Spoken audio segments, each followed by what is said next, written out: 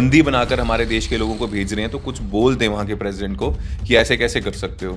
अगर तुमने नहीं होता, हम अपना जहाज़ भेज देते हैं, अपने जहाज़ अपने लोग आराम से बाइज्जत आ जाएंगे। पर आप बोल ही नहीं रही, आप हंस रहे हो उनके साथ, वो आपका मजाक उड़ा रहे हैं और आप हंस रहे हो कि लोगों की इंसल्ट हो रही है, देश की छवि खराब हो रही है, वहाँ पे आप हंस रहे हो। उल्टा ही हो रहा है। और इसको रोकने के लिए मोदी जी को थोड़ा समझ लेना चाहिए कि ठीक है, अडानी तुम्हारा दोस्त है, उसकी प्रोटेक्शन करना चाहते हो, आपका पर्सनल मामला होगा, देश का मामला नहीं है। लेकिन देश के लोग जब हथकड़ियां पहन के बंदी बनाकर यहाँ पे आ रहे हैं और फिर ये छवि, हम उनकी आर्मी का जहाज यहाँ पे लैंड हो रहा है और कुछ बोल नहीं रहे प्रधानमंत्री जी और हंसी जा रहे हैं, स्माइल कर रहे हैं, कोशिश कर रहे हो। अगर आप ठीक हो, आपने कुछ गलती नहीं की, तो आप वो लिस्ट दीजिए, वोटर लिस्ट दीजिए, हम वेरीफाई कर लेंगे कि वो सही है कि नहीं है, हम खुद अपने। लेकिन आप हमें लिस्ट भी नहीं दे रहे, इसका मतलब दाल में कुछ काला है।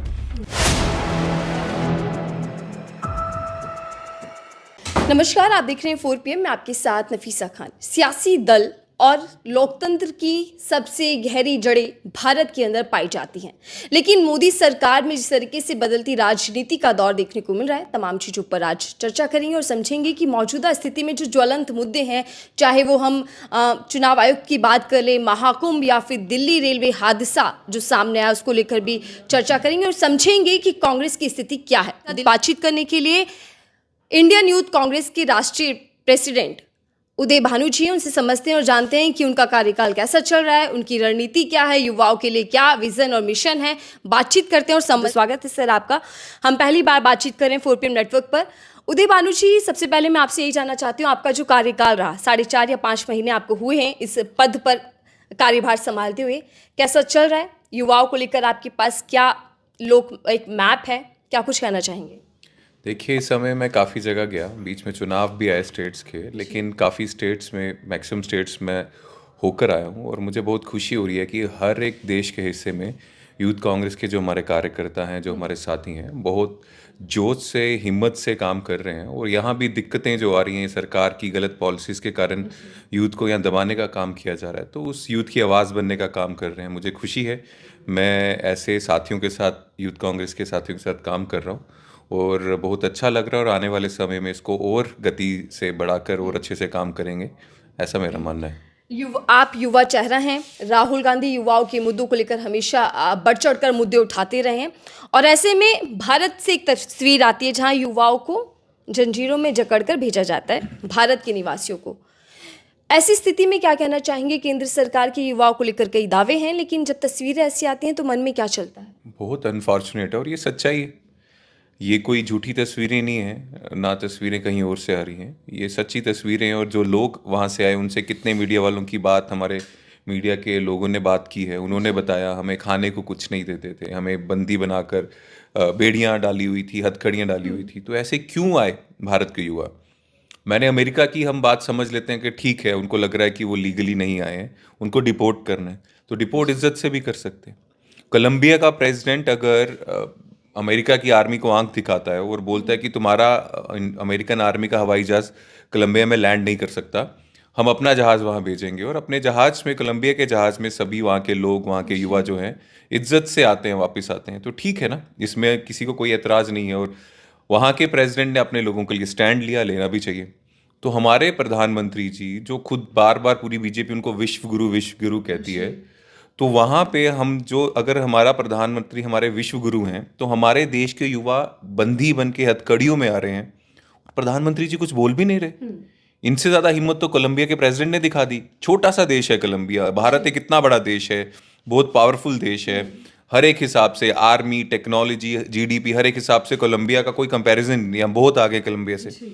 पर वो अगर लाल आंखें दिखा सकता है अमेरिका को, अपने देश के युवाओं के लिए, अपने देश के लोगों के लिए, तो भारत के प्रधानमंत्री क्यों नहीं बना सकते, आंखें दिखा सकते हम यहाँ अमेरिका के प्रधानमंत्री को? अभी वो अमेरिका गए थे, अमेरिका जाते, उनके अमेरिका में रहते हुए 2 जहाज और आए अमेरिकन आर्मी के भारत में, उनको फिर से बंदी बनाकर बुरे तरीके से, अमानवीय तरीके से उनको यहाँ पे लाया, और वो अमेरिका में ही थे। इतनी भी इज्जत अमेरिका वालों ने नहीं की कि भारत के प्रधानमंत्री वहां पे, तो अभी तो देख लेना चाहिए।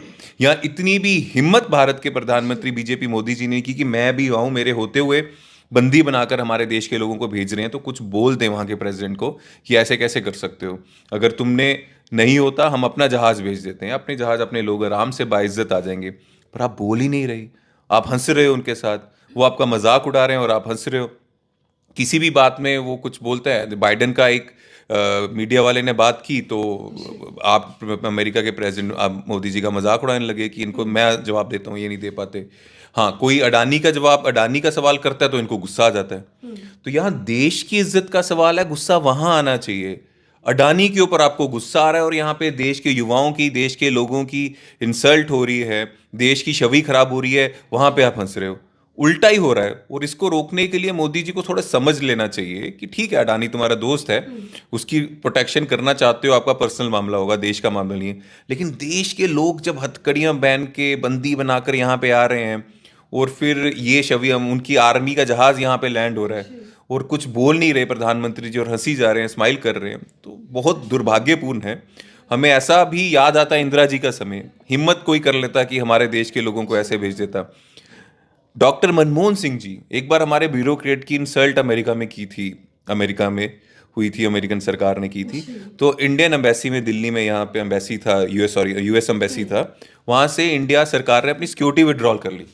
तो 2 दिन पे लाइन में आ गई थी ये अमेरिकन सरकार। तो अगर डॉक्टर मनमोहन सिंह जी जवाब देना जानते हैं, इंदिरा जी जवाब देना जानते हैं, तो आप क्यों डर रहे हो? या किस बात की एक स्माइल ही स्माइल, वो हमारे देश के लोगों को हथकड़ियों में ला रहे हैं और आप स्माइल पास कर रहे हो अमेरिका के प्रेसिडेंट को। तो ये कैसी राजनीति है? यहाँ देश के गौरव का कोई भी ख्याल नहीं है मोदी जी को। बिल्कुल, देखिए 56 इंच का सीना और लाल आंखें जनता ढूंढ रही है। बहरहाल, लोकतंत्र की आपने बात की, लोकतंत्र की जननी कहा जाता है भारत को, लेकिन बीते कई सालों में खासकर कांग्रेस पार्टी इस मुद्दे को उठाती रही है कि लोकतंत्र खतरे में है। संविधान की किताब लेकर राहुल गांधी हर मंच पर दिखाई देते हैं।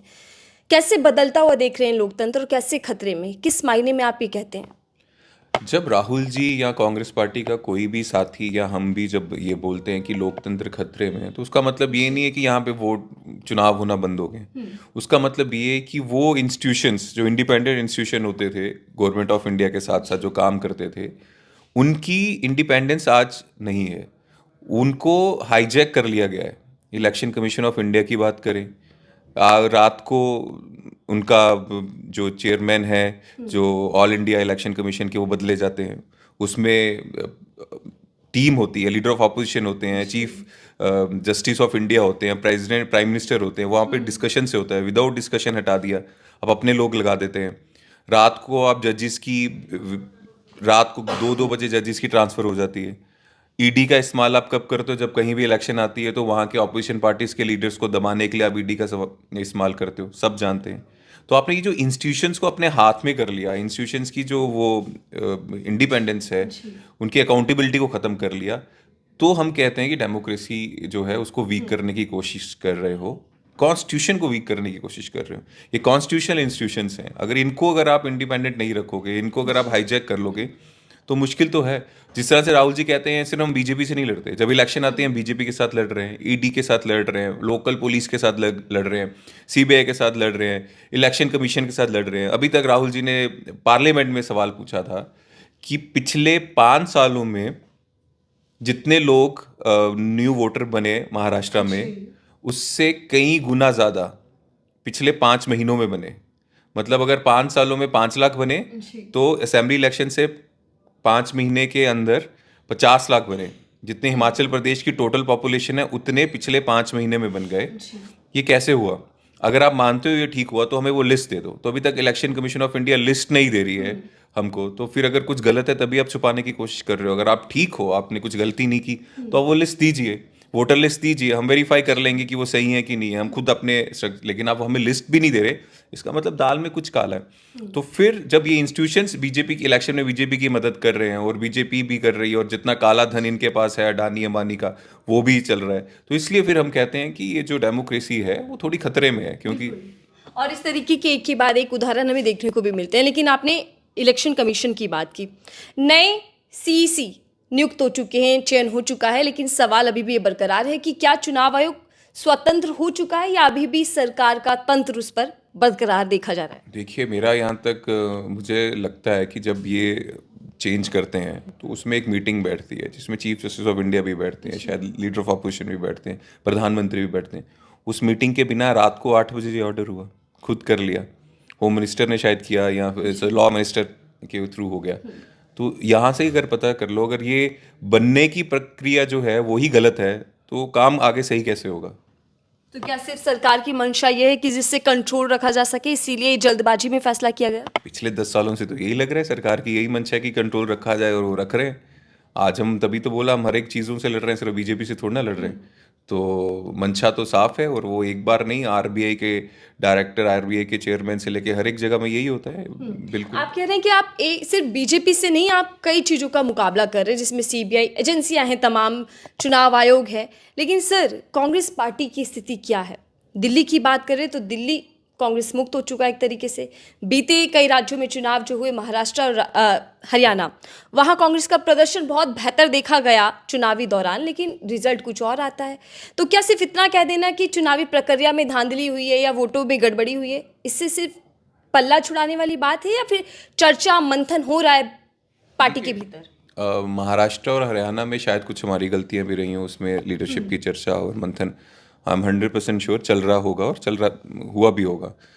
लेकिन यहाँ तक दिल्ली की बात है, दिल्ली में हाँ हमें कोई एमएलए नहीं मिला, लेकिन जितना मैं समझ पा रहा हूँ 2013 के बाद काफ़ी चुनाव दिल्ली में हुए, और लगातार हमारा जो वोट परसेंटेज है घटता गया। एक इलेक्शन में इतना हुआ, फिर उससे कम, फिर उससे कम, फिर उससे कम। ये 2013 के बाद पहला चुनाव है।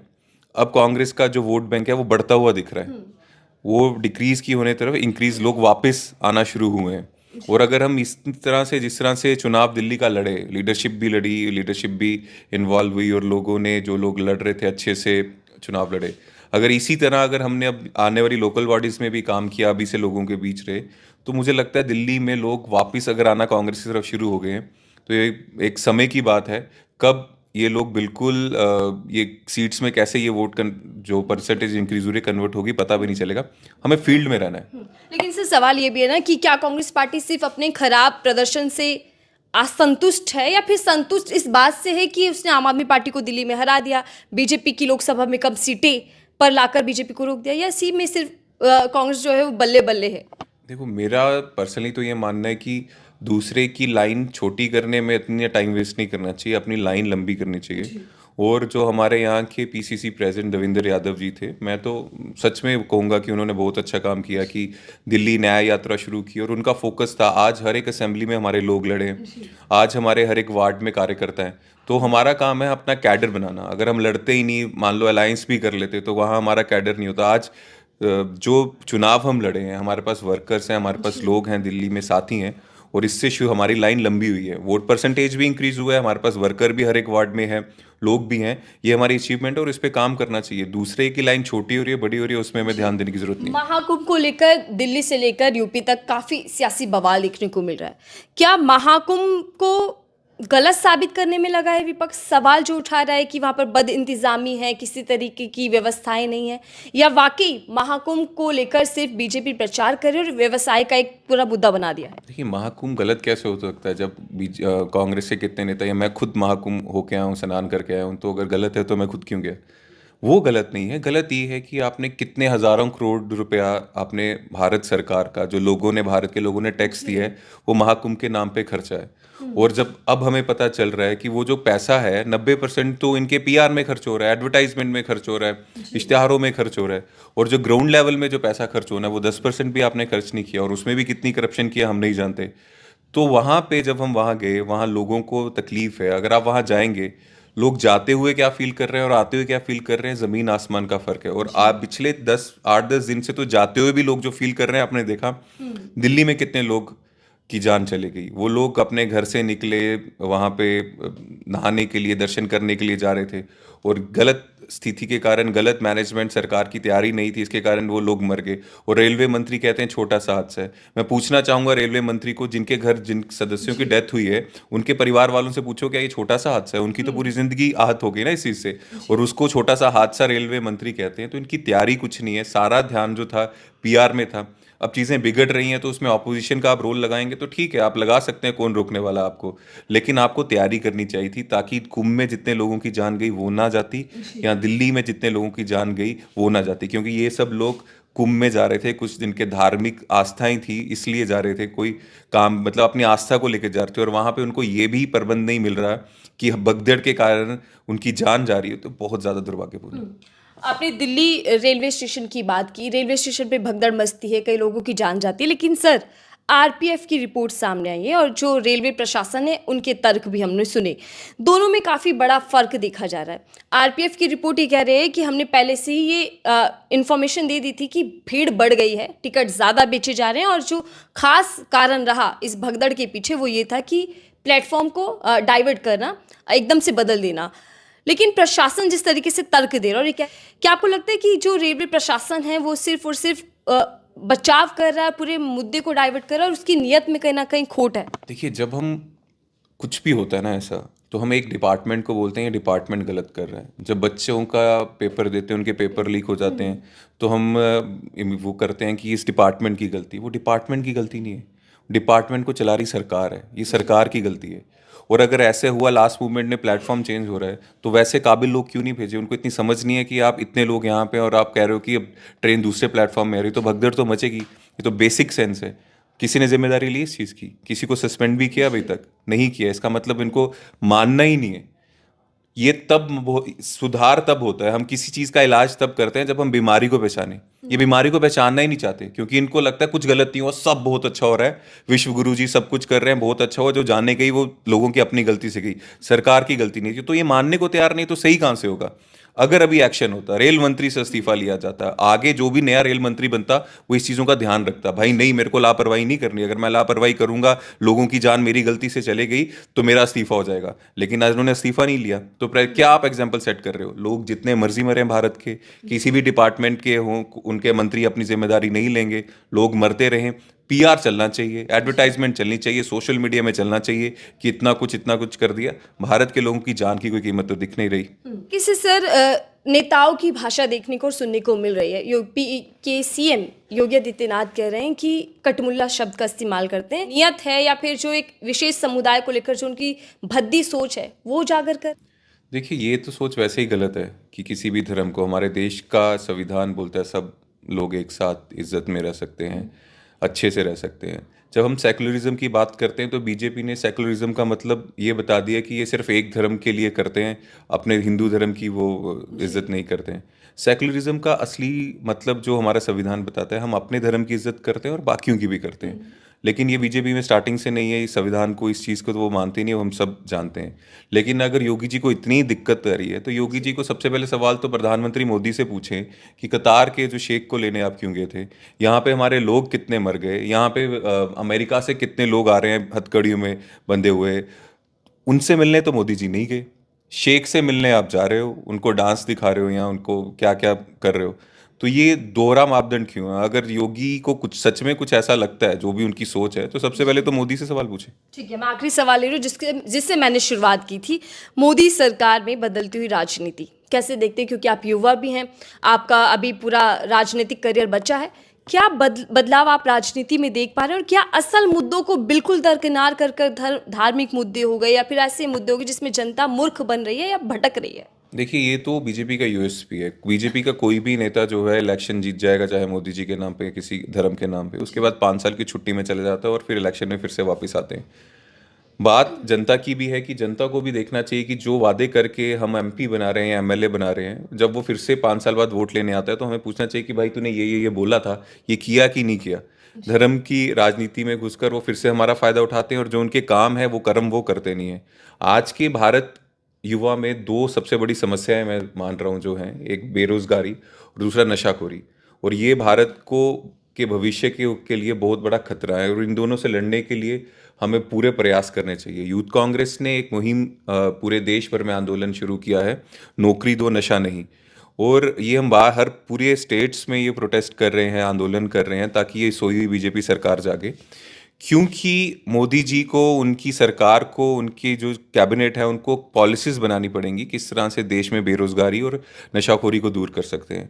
अभी जो मोदी जी को देख रहे हैं, उनका ध्यान जा रहा है कि अडानी को किस तरह से बचाना है, उसको सेफ गार्ड कैसे करना है, करप्शन कैसे बढ़ानी है और अपना पीआर कैसे बढ़ाना है। असल जो मुद्दे हैं उस पर मोदी जी का ध्यान नहीं है, भारत की बीजेपी सरकार का ध्यान नहीं है। तो ये जो नौकरी दो नशा नहीं, ये आंदोलन पूरे देश में चल रहा है, और उम्मीद करते हैं ये सोई हुई सरकार जागेगी और इसके लिए कुछ पॉलिसी बनाए जिससे हमारे देश के युवाओं का भविष्य बेहतर हो। ठीक है, धन्यवाद सर हमें समय देने के लिए, हमसे बातचीत करने के लिए।